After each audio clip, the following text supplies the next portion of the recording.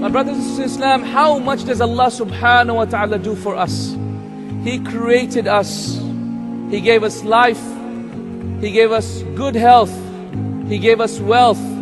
He gave us children. He gave us wives and spouses. He gave us beautiful homes to live in. He promises for us an eternal paradise. He will elevate our status and let us look at His face on the Day of Judgment. How does Allah subhanahu wa ta'ala love us so much?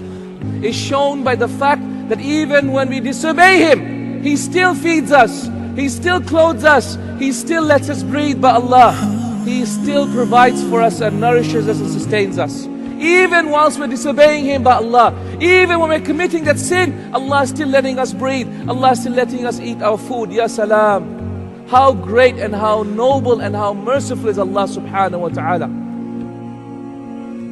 How is it so that Abu Bakr, as the Emir, as the head of a state, he would travel every day after Fajr to a blind elderly woman's house and clean her house, and prepare her children, tend to her animals, and yet she didn't even know who he was, who this man was. What about Umar al-Khattab radiallahu anhu? What about him? He was on his way to kill the Prophet ﷺ, and instead he accepted Islam, and his love for Allah Azza wa Jal and his deen was so great that while all the other Muslims were hiding their Islam, he was ready to proclaim his Islam. What about Uthman ibn Affan radiallahu anhu wa ardah? What about him when he was asked to give? When he gave, my dear brothers and sisters, he gave from the best of what we had. Uthman ibn Affan, he gave the best of what he had in all of what he had, or as much as he could.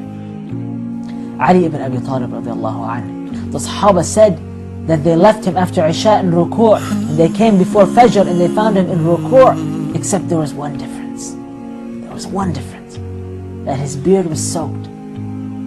His beard was soaked and there was a puddle beneath him. Ya Allah, Ya Allah.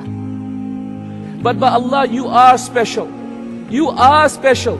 He created you and you're more valuable to Allah subhanahu wa ta'ala than the Kaaba. Wallahi, the scholars of Islam say, the tears of a believer are more precious than the Kaaba. Hakada qala Shawkani. My brothers, my sisters in Islam, one day the Prophet sallallahu alaihi wasallam stood up in the depths of the night.